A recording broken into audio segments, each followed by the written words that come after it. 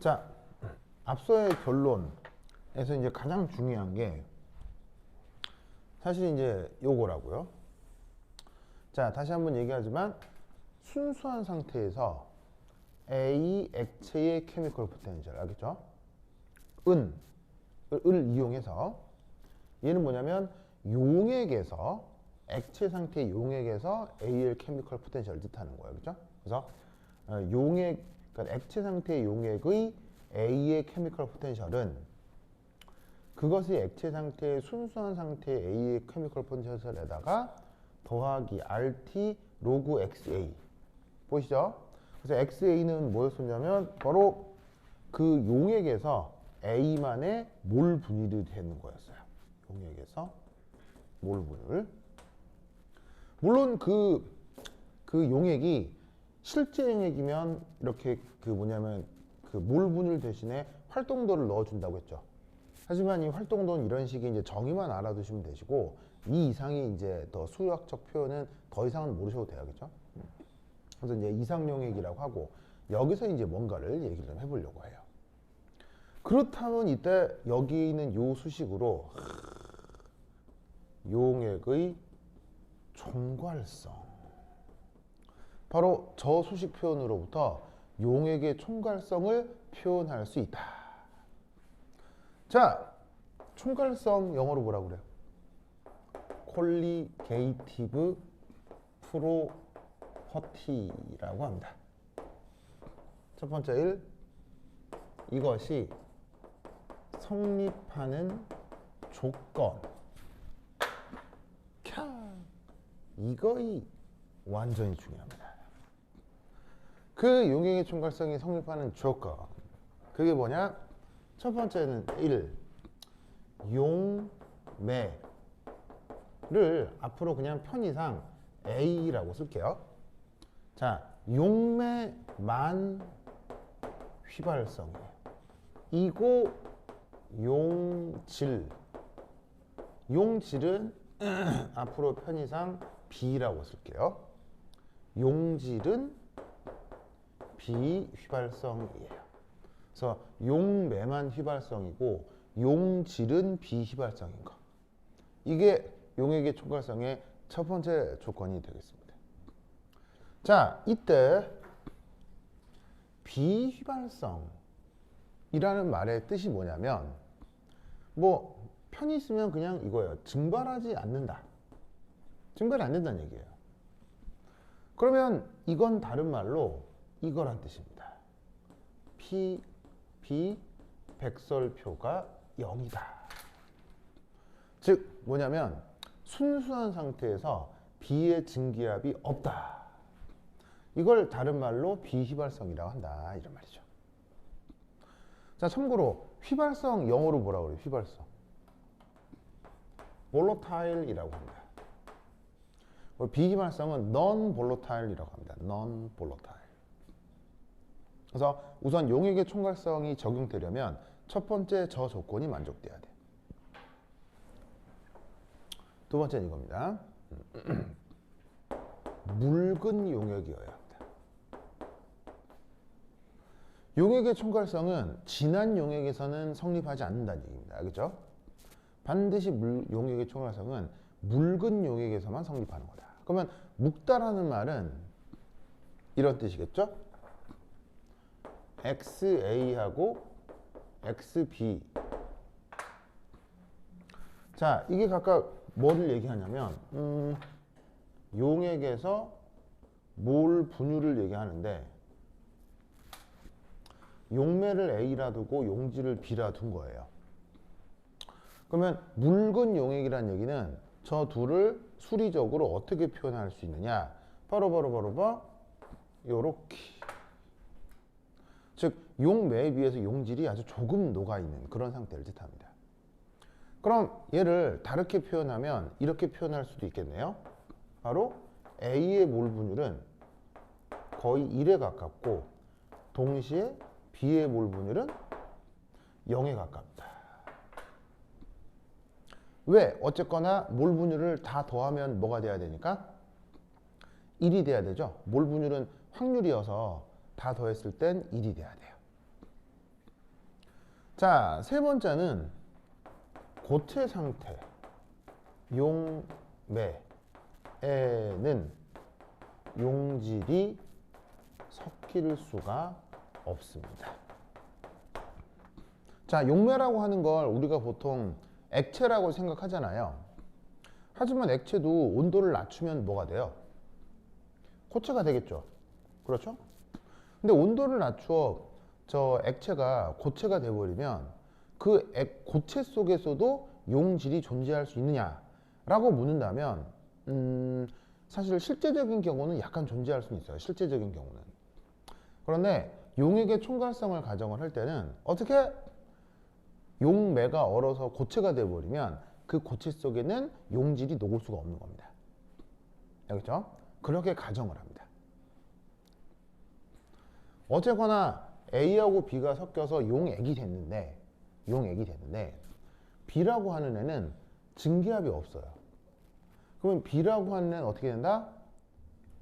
여기 있는 용질 B는 기체로 존재할 수 있다는 얘기예요? 기체로 존재할 수 없다는 얘기예요? 기체로 존재할 수 없다는 얘기예요. 그리고 그 용질 B는 고체 상태 용매에도 섞일 수 없기 때문에 용질 B는 고체로 나타난다는 얘기예요? 고체로 나타나지 않는다는 얘기예요? 고체로도 나타나지 않는다는 얘기예요. 이 언급을 하는 조건에서 아시겠죠? 즉 용질 B는 용매 A의 액체 상태에서만 존재할 수 있지 용매 A의 기체나 고체 상태에서는 나타나지 않는 그런 시스템에서 용액의 총괄성을 적용하는 거예요.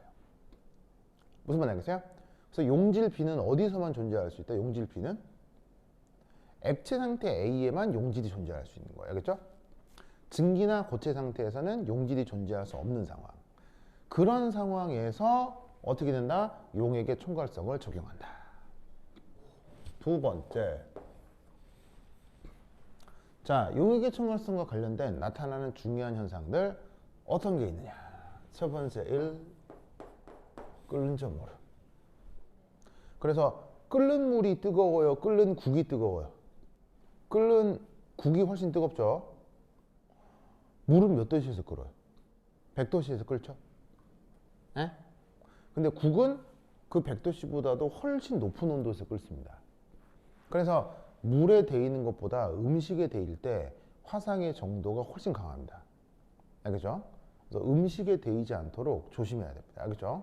그래서 음식은 온도가 훨씬 높기 때문입니다. 그래서 그걸 설명하는 게 바로 끓는 점 오름이죠. 그래서 혹시 끓는 점 오름 관련해서 어떤 수식이 있어요? 델타 T B는 KBM B 저런 수식이 있죠? 그래서 저 수식에서 어떤 표현이 있냐면 여기에 있는 KB는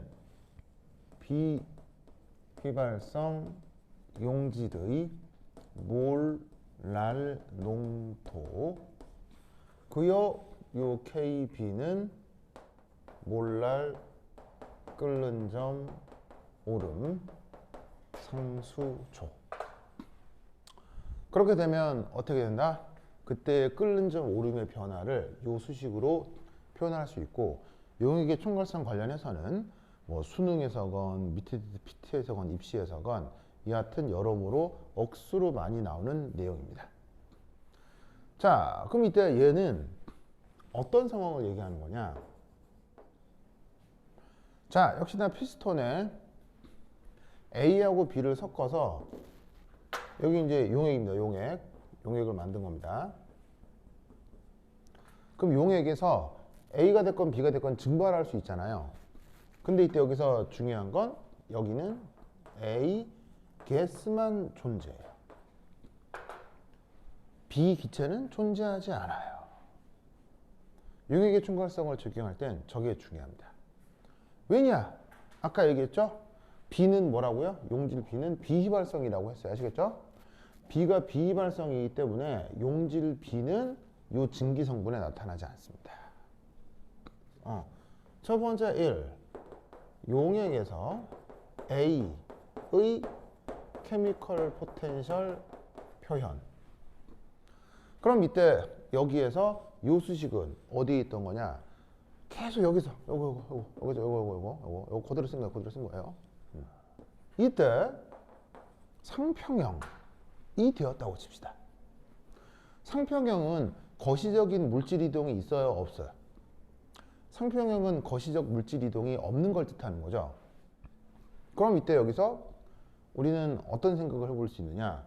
이런 생각을 해볼 수가 있다는 얘기죠. 상평형에서는 바로 뮤 A 가스 백설표하고 뮤 A 리퀴드가 같겠구나. 증기 상태에서는 B가 있어요, B가 없어요? 증기 상태에서는 B가 없다고 했죠. 왜냐하면 B는 증발할 수 없다고 했으니까요.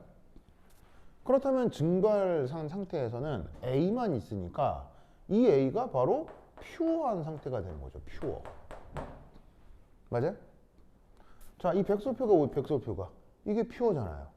그러니까 위쪽 상태가 뭐냐면 퓨어한 A 기체의 케미컬 포텐셜. 얘는 액체 상태에서의 A의 케미컬 포텐셜. 액체 상태의 이용액에서 그 두 개가 같은 걸 상평형이라고 했죠. 그럼 물질 이동이 일어나지 않는다고 했잖아요. 결국 이만큼 이게 뭐라 이게 이거잖아요. 결국 이거하고 같다는 얘기인 거죠. 그럼 여기서 이제 우리는 상평형이 이루어지면 저래 표현을 해볼 수 있겠습니다. 3. 외부에서 가해주는 압력이 있겠죠. 그 외부에서 가해주는 압력을 PEX라고 하는데 자, 외부 압력은 뭐 난데없이 지금 여기는 목성이에요. 200기압으로 할게요. 자, 좀 이상하잖아요. 자, 그래서 특별한 조건이 아니라면 이 외부 압력은 1atm이 된다 이런 말이죠. 그러면 이때 자, 이게 뭐겠어요? 증기 상태에서 A의 순수한 상태의 증기압이 되는 거죠. 상평형의 경우 이 경우 순수 상태 A 증기의 부분압 PA 백설표는 1atm이 될 거라 이런 말이에요. 네 번째, 그냥 얘는 정의예요. 정의. 이때 얘를 뭐라고 할 거냐면 순물질 A의 표준 증발 깁스 에너지 변화라고 얘기를 하는 거예요. 자, 여기 보시면 이 표준 이 표현을 우리가 어디에 쓰냐면 여기에 쓰는 거거든. 자, 여러분 사실은 표준이라는 조건도 다양하게 있을 수 있지만 자, 표준을 어떻게 보통 어떻게 정의하냐면 표준은 우선 25도씨 라는 등온 조건을 우선 정해줘요. 오? 등온이라고? 여러분 이 수식이 어떻게 유도가 됐다고 했죠? 뭐가 됐건 DG에서 VDP SDT 한 다음에 등온이라고 조건을 걸어서 온도 부분을 탁 없애놓고 그 다음 유도되는 게 어쨌건 이건 거 아니에요. 그러니까 주어져 있는 요 관계식을 쓴다는 얘기는 자연스럽게 등온이라고 하는 개념이 들어가 있을 수밖에 없다고요. 그리고 요 표준 조건에 또 하나 중요한 건 1atm. 표준 조건에 1기압 들어가잖아요. 그럼 그 1기압 뭐야? 상평형 이루었는데 외부 압력 1기압으로 하자 이런 얘기지. 그럼 이 안쪽도 1기압일 거 아니야. 그러니까 자연스럽게 표준 압력 1기압 조건이 되는 거야. 그리고 마지막으로 표준 조건의 또 하나의 조건이 1몰이지. 이건 또 왜 표준 조건이 되냐면 요 케미컬 포텐셜 이게 기본적으로 어떻게 돼? 깁스 에너지를 몰수로 나눈 거 아니야. 저게 케미컬 포텐셜의 순수한 물질의 케미컬 포텐셜의 가장 기본적인 수식이잖아. 즉 여기에 있는 이 케미컬 포텐셜이라는 것 자체가 바로 1몰 깁스 에너지라고. 그러니까 케미컬 포텐셜을 쓴다는 것 자체가 몇 몰을 가정하는 거야? 1몰을 가정하는 거라고. 무슨 말인지 알겠죠? 그러니까 자연스럽게 온도도 등온이지. 알겠어요? 그리고 등온 중에 25도로 정하면 되는 거 아니야? 알겠죠? 온도도 등온이지. 그 다음에 보시다시피 일기압이지. 아시겠어요? 그 다음에 어떻게 된다? 그 보시다시피 1몰은 자연스러운 거고. 알겠죠? 즉 등온 조건의 일기압의 1몰이다. 무슨 말인지 알겠죠? 그러니까 자연스럽게 저 조건이 표준 조건이 되는 거야. 그리고 보시다시피 누가 되는 거야? 누가 되는 거야? 액체가 기체가 되는 거지. 봐봐. L은 액체고 G는 기체잖아. 그 액체가 기체가 되는 걸 뭐라 그래? 증발이라고 하잖아. 증발. 자, 그럼 이때 얘를 다시 어떻게 표현해 볼 수 있느냐? 요렇게. 깁스 에너지니까 보시다시피 등, 온 조건에서 깁스 에너지를 엔탈피와 엔트로피 변화로 표현을 할 수가 있다. 이런 말이에요. 자, 깁스 에너지라고 하는 게 원래 수식이 뭐예요? H-TS잖아요. 그런데 이때 여기서 온도가 일정하다고 했으니까 이 T가 뭐가 된다는 얘기예요? T가 주어진 어떤 조건의 상수가 된다는 얘기죠. 등온이니까 T가 상수라는 얘기 아니에요. 그러면 깁스 에너지 변화는 엔탈피 변화 빼기 엔트로피 변화로 표현을 할 수가 있는 거죠. 온도가 일정하니까. 그리고 여전히 표준 상태. 알겠죠? 왜? 등온 조건에 계속 이 일기압인 상황이고 그 다음에 계속 일몰을 언급하고 있는 거니까.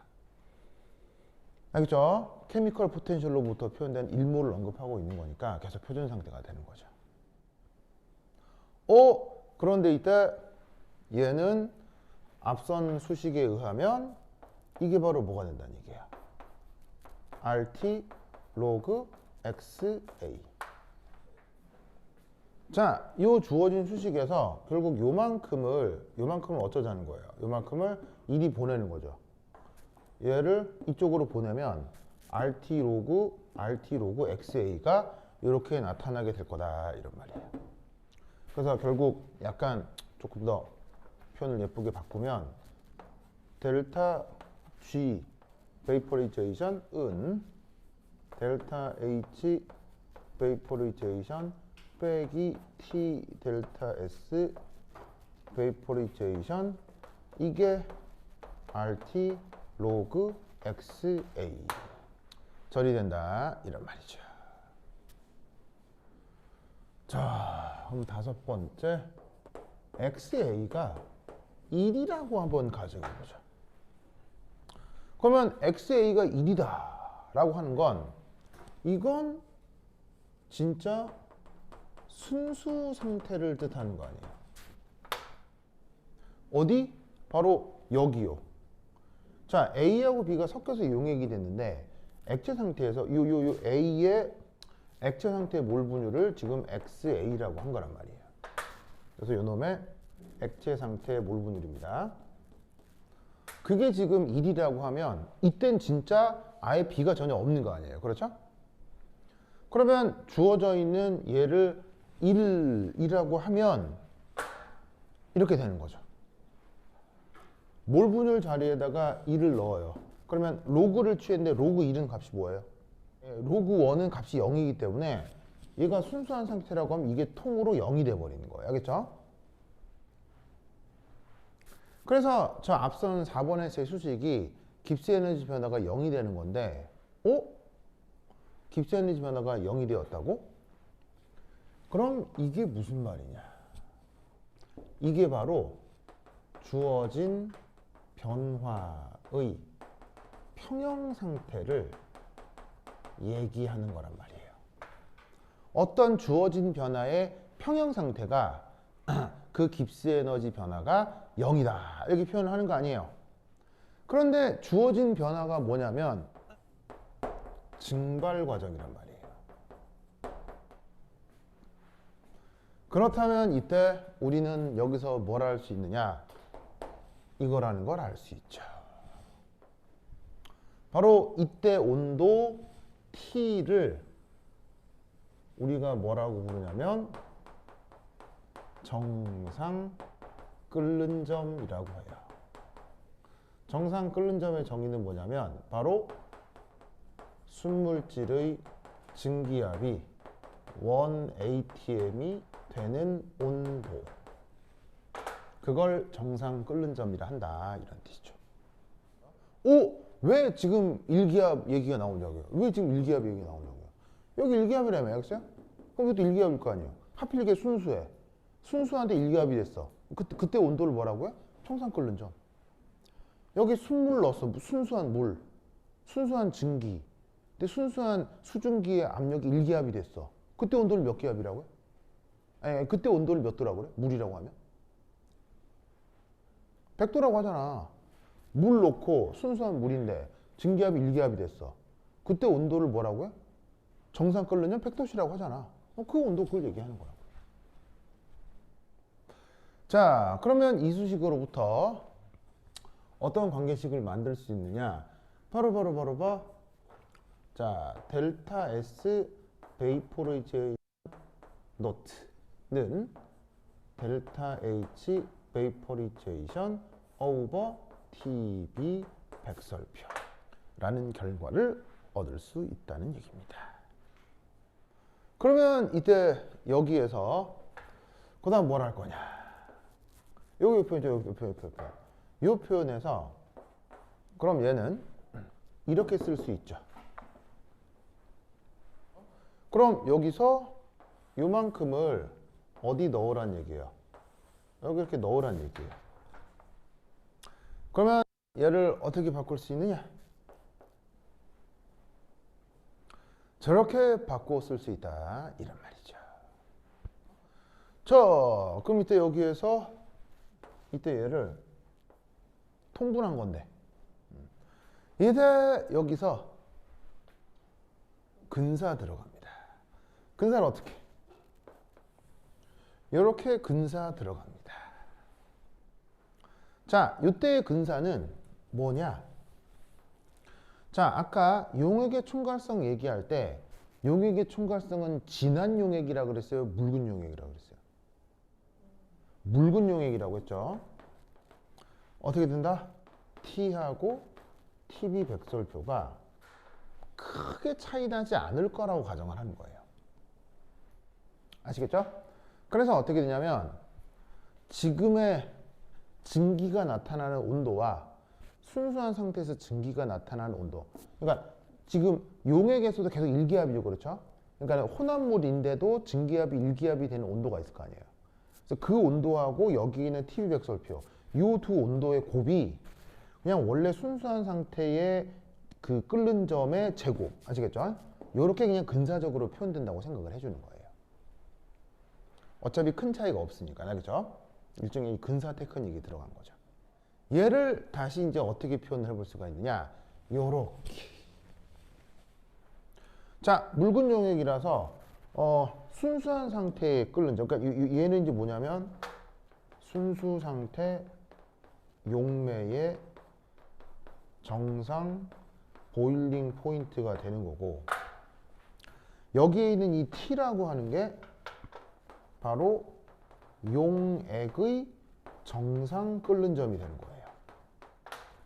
왜 용액의 정상 끓는 점이 되냐면 아까 이게 그림 이따 지웠지만 A하고 B가 섞인 상태에서 여기 압력이 용액인 상태에서도 일기압이 된다고 했죠. 정상 끓는 점의 정의가 뭐냐면 증기압이 일기압이 되는 온도를 정상 끓는 점이라고 하는 거예요. 즉 순수한 상태가 됐건 혼합물 상태가 됐건 증기압을 일기압으로 만드는 온도니까 다 온도가 끓는 점이 되는 거예요. 알겠죠? 그러면 이때 여기서 요만큼을 요렇게 치환한 거예요. 이때 치환할 때 왜 옆에 여기 난데없이 마이너스를 써두었냐면요. 마이너스를 쓴 이유는 기본적으로 실험적으로 봤을 때 이쪽이 더 고온이에요. 순수한 상태에서의 정상 끓는 점보다 용액의 총괄성이 나타날 때 정상 끓는 점이 더 높아진다고 했죠. 그러면서 아까 뭐라고 했어요? 물보다는 국의 끓는 점이 더 높다고 했죠. 그러니까 이쪽에도 고온이기 때문에 요것의 차이는 음수가 된다고요. 음수가 돼서 편의상 앞으로 마이너스를 빼서 요 뒤를 양수로 만들어주는 거지. 그게 어쨌거나 결국 뭐랑 같을 것이다? 로그 XA랑 같을 것이다. 그리고 이때 이놈은 짜잔.